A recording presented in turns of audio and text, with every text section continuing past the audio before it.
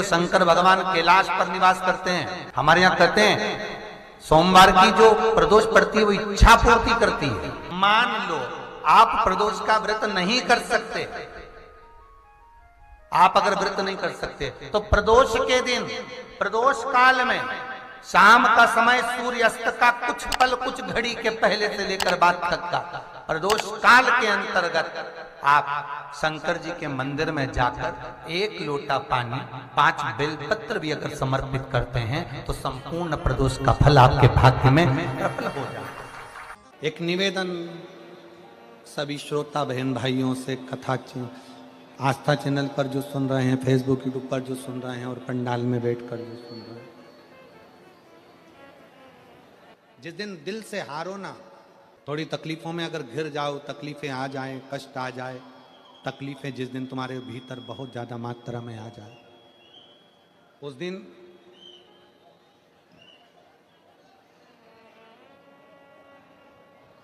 तीन बेलपत्र, एक बेलपत्र में पीला चंदन, बीच वाली पत्ती।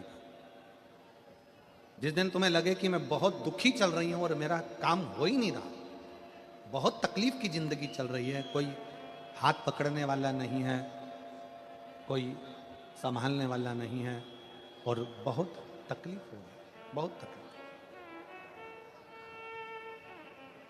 उस समय पर एक बेलपत्री के बीच वाली पत्ती पर पीला चंदन, दूसरी पत्ती पर लाल चंदन और तीसरी पत्ती पर 11 चावल गीले, पानी में उसको थोड़ा सा भिगो लें या धो लें, 11 चावल गीले शिव जी की उस पत्ती पर रखें। सबसे पहला पीला चंदन का बेलपत्र, दूसरे नंबर पर लाल चंदन का बेलपत्र, तीसरे नंबर पर जो 11 चावल आपने धोकर रखे हैं वो हाथ की हथेली में रखना है और हाथ की हथेली में रखकर अपनी कामना कर कर भगवान शंकर से विनय कर कर पंचाक्षर मंत्र नमः शिवाय या षडाक्षर मंत्र ओम नमः शिवाय या श्री शिवाय नमस्तुभ्यम बोलकर उस बेलपत्र पर सीधे हाथ में रखकर उल्टे हाथ का स्पर्श कर कर बाबा से अपने मन के भाव कहकर शंकर के शिवलिंग पर उसे समर्पित कर दीजिए। 1 ही लोटा जल, जहां से जल बहता है अशोक सुंदरी वाली जगह, 1 ही लोटा जल, जहां से जल बहता है उस जल बहने वाली जगह पर 3 बार उस जल को अपनी कामना कर कर श्री शिवाय नमस्तुभ्यम या पंचाक्षर मंत्र या षडाक्षर मंत्र बोलकर 3 बार उस स्थान पर गिरा दीजिए। गिराने के बाद में बाबा से विनय कर कर अक्षत वाली जो बेलपत्र है, एक बेलपत्र और एक अक्षत उसमें से अपने लिए लेकर आ जाओ। उसको 2 महीना 3 महीना अपने घर में रखिए। जितना भी दुख है धीरे धीरे बाबा समाप्त कर कर खुशियां घर में लेकर आता ही है। दुख समाप्त होगा, खुशियां घर में आएगी जरूर। जो बेटियां ससुराल में दुखी हैं, बहुत कष्ट में हैं या आपस में सामंजस्य पति पत्नी का नहीं बन रहा है या कोई विवादित वाली बात है, तो निवेदन है तलाक पर बात को लेकर मत जाना। एक बार बाबा देवाधिदेव महादेव का एक भाव जरूर प्रकट करना। महाराज श्री अवधूतेश्वर महादेव का नाम लेते। कौन से महादेव? अवधूतेश्वर महादेव का नाम लेकर थोड़ी सी मूंग, हरी जो मूंग होती है, उस मूंग को गला लीजिए पानी में। गलाने के बाद में उस मूंग को शिव मंदिर में ले जाकर भगवान जो नंदीश्वर विराजमान होते हैं वहां रखकर 7 बेलपत्र उस मूंग पर चढ़ा दीजिए।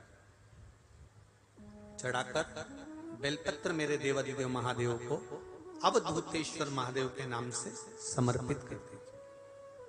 वो मूंग उठाकर गौशाला में या आपके रोड पर कोई नंदी दिख जाए या गौशाला में कोई नंदीश्वर हो तो उस नंदी को वो मूंग खिला दीजिए, थोड़ी सी। 3 या 4 प्रदोष करोगे, तलाक तक बात नहीं पहुंचेगी, आपस में प्रेम बढ़ जाएगा, बेटी को सम्मान मिलना प्रारंभ हो जाएगा और टेंशन समाप्त हो, परिवार नहीं टूटेगा। जिस महीने में जो प्रदोष पड़ा करे, जब प्रदोष पड़े, बन सके 1 बेलपत्र, बन सके 5 बेलपत्र, शमी पत्र, हरे मूंग, हरा मूंग, बेलपत्र, एक कलश के अंदर थोड़ा सा पानी लेकर 1 बेलपत्र, हरा मूंग, शमी पत्र डालकर और उसमें थोड़ा सा गुड़ डालकर भगवान शिव का स्मरण कर कर प्रदोष काल में, मान लो कोई काम आपका बहुत जरूरी है, बहुत दिनों से आप थक गए हैं, नहीं हो रहा, कर्जा बढ़ रहा है, धन नहीं आ रहा, व्यापार नहीं चढ़ रहा, या कोई समस्या बहुत प्रबल है, कोई एग्जाम में बैठ रहे हो नहीं हो रहा, परीक्षा भी दे दी है, रिजल्ट आने ही वाला है, तो भी प्रदोष काल में, प्रदोष के समय वो जल, मूंग, समीपत्र और बेलपत्र और गुड़ का शंकर के शिवलिंग को समर्पित करना प्रारंभ कर दो। 2 या 3 प्रदोष करोगे, बाबा आपकी मनोकामना शीघ्र पूर्ण कर देगा। 2 या 3 करो, बाबा करेगा। बहुत तकलीफ है, दुख की जिंदगी चल रही है, कोई परिवार में बेटे हैं, बहुएं हैं, बेटियां हैं, सब प्रयास कर रहे हैं, बेटे भी प्रयास कर रहे हैं, बहू भी प्रयास कर रही है, बेटी भी प्रयास कर रही है कि मुझे कोई अच्छा जॉब मिल जाए, मैं उन्नति की सीढ़ी पर चढ़ जाऊं, मैं बहुत आगे बढ़ जाऊं। और बेटा बेटी बहुएं अगर आगे नहीं बढ़ पा रही है तो शिव महापुराण की कथा कहती है कि एक कार्य करिएगा, एक बेलपत्र लीजिए और 7 चावल के दाने इस बेलपत्र के मध्य वाली पत्ती पर रख लीजिए।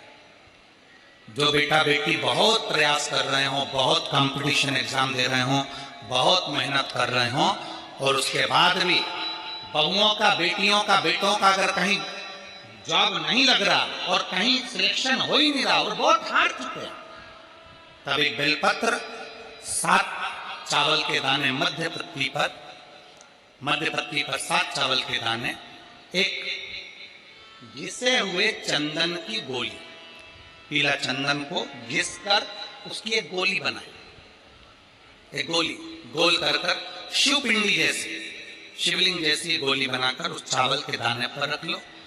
एक स्थान पर रखकर घर के अंदर ही उसका पूजन कर लो। और पूजन करना है वही जो आप घर में सामग्री, आपके रोली, चावल, मोली, हल्दी, उससे पूजन कर कर, दिए से आरती कर कर, ऐसी कैसी ही बेलपत्र अशोक सुंदरी वाली जगह पर, थोड़ा समझिएगा, अशोक सुंदरी वाली जगह मतलब जहां से पानी बह रहा है उस ओर इस डंडी को रखना और ऐसी कैसी पत्ती अशोक सुंदरी वाली जगह पर रख दीजिए। ये किसी भी प्रदोष के दिन या किसी भी सोमवार की अष्टमी के दिन या किसी भी विशेष शिवरात्रि के दिन आप ये एक बार केवल करना है और अपने मन की कामना कर कर उसको रखकर बाबा को घी का 2 दिया लगाकर आ जाना है। मेरा भोलेनाथ आपका हाथ पकड़कर आपको कंपटीशन एग्जाम में विजय दिलाएगा। पर मेहनत करना नहीं छोड़ना, परिश्रम करना नहीं छोड़ना, संघर्ष करना मत छोड़ना। अपनी मेहनत को 4 गुना करना है, अपने परिश्रम को 4 गुना करना है, अपने कर्म की लगन को बढ़ाना है। जितने घंटे पढ़ाई करते थे उससे 2 घंटा और बढ़ाओ, जितनी मेहनत करते थे उससे 4 घंटा की मेहनत और बढ़ाओ। और साथ में 7 अक्षत, एक चंदन, पीले चंदन की एक शिवलिंग जैसी आकृति, छोटा सा शिवलिंग जैसा भाग रखकर घर में उसका पूजन कर कर, घी का दिया से आरती लगाकर, बाबा की आराधना कर कर, दिल से कामना कर कर बाबा से वो ले जाकर ऐसे कैसा ही पत्ता अशोक सुंदरी वाली जगह, अशोक सुंदरी की जगह जानते हो, ये जो जगह है, ये जो जगह दिख रही है, मेरा निवेदन है चैनल वालों से थोड़ा उसको दिखाने का प्रयास करें। ये जो जगह है, ये शिवलिंग है, इधर शिवलिंग है, और शिवलिंग के साइड में जो जगह होती है जहां से पानी बहता है, उसको अशोक सुंदरी की जगह कहते हैं। तो इस स्थान पर इस बेलपत्र को, इस बेलपत्र की डंडी पानी बहते समय, बेलपत्र की डंडी है वो पानी बहने के स्थान पर हो, उसको रख दीजिए। 2 घी के दिए लगाकर, और घी के दिए का स्मरण करें। दोनों दिए गोल बत्ती के नहीं होंगे, दोनों दिए लंबी बत्ती के नहीं होंगे। जो 2 दिए आप लगाएंगे, एक गोल बत्ती का होगा, एक लंबी बत्ती का होगा। गोल बत्ती क्या बोलते हैं यहाँ पर? फूल बत्ती। यहाँ फूल बत्ती बोलते, तो गोल बत्ती मतलब फूल बत्ती, और लंबी बत्ती लंबी वाली बत्ती। 2 दिए लगाना है, एक जगत जननी का, एक बाबा विश्वनाथ का। दोनों दिए आप रखकर बाबा को प्रार्थना कर कर दिल से आइए, मेरा शंकर आपकी कामना पूर्ण करेगा, और पत्र व्यासपीठ पर जरूर आए, अवश्य। शिव को प्रिय है पुष्प में आंक का पुष्प, जो आंकड़े का पुष्प होता है शंकर को बड़ा प्रिय है। और दूसरे नंबर पर शंकर को प्रिय है शमी का पुष्प, बहुत ध्यान देना महाराज। तीसरे नंबर पर शंकर को प्रिय है महाराज सरसों का पुष्प। सरसों होती है ना, जो राई अपन बोते हैं, सरसों बोते हैं, उसमें पीले कलर का जो पुष्प लगता है। हमारा तो निवेदन रहता है जब तक सरसों आए तो प्रयास करा करो कि सरसों के 108 पुष्प शंकर भगवान पर चढ़ाना प्रारंभ कर दो। महाराज ये पक्का है कि वर्ष भर कोई बड़ी बीमारी आपको घेर नहीं सकती अगर सरसों के फूल शिव को चढ़ रहे हैं तो।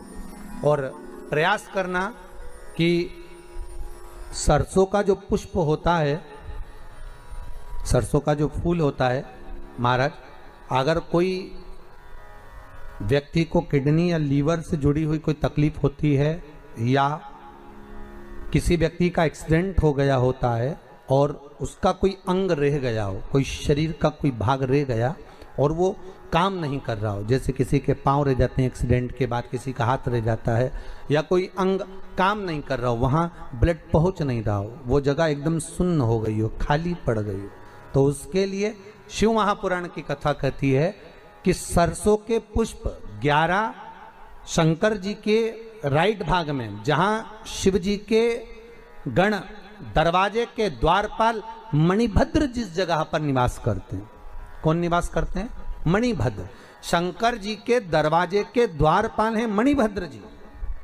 तो मणिभद्र दरवाजे के द्वारपाल में राइट भाग में मणिभद्र जी विराजते हैं। मतलब राइट भाग कौन सा हुआ? जब आप मंदिर से बाहर निकलेंगे तो राइट भाग, मंदिर में प्रवेश करेंगे जब राइट नहीं होना चाहिए, आप मंदिर से जब जाएं तो राइट भाग।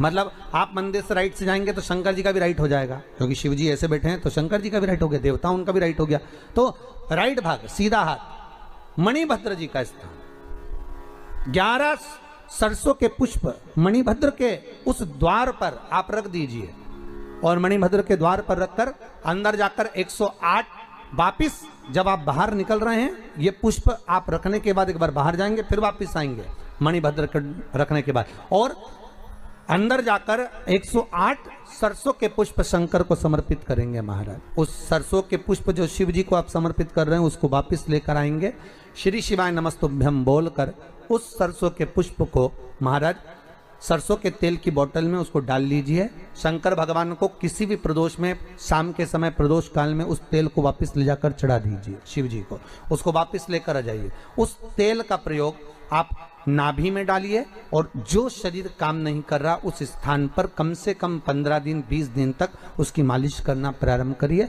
बाबा चाहेगा तो चलाने का प्रयास कर देगा और वो अंग, वो शरीर काम करने लगेगा। मणिभद्र का स्मरण, श्री शिवाय नमस्तुभ्यम, सब बोलिए एक बार जमकर, श्री, अरे पहले बोल दिया, हमारे साथ तो बोलो, श्री शिवाय नमस्तुभ्यम। भगवान शिव के मंत्र का स्मरण कर कर करते सरसों का जो पुष्प है उसमें आनंद की अनुभूति है।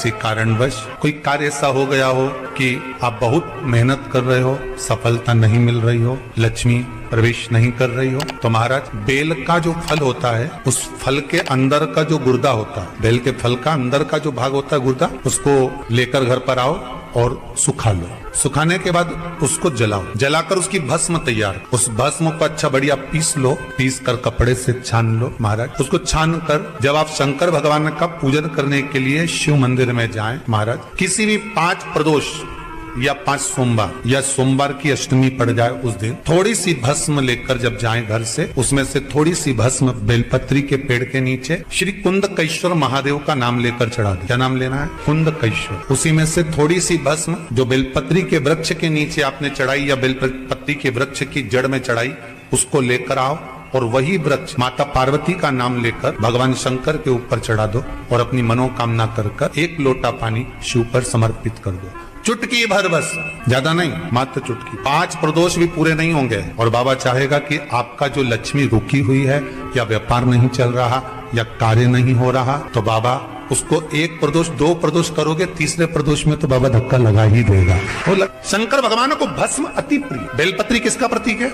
माता पार्वती। जब माँ जगत जननी जगदम्बा नवरात्र में दर्शन किया होगा, माता का जहाँ यज्ञ होता है, सप्तसती से यज्ञ हो, चाहे माँ अम्बे जगदम्बा का जो यज्ञ होता है उसमें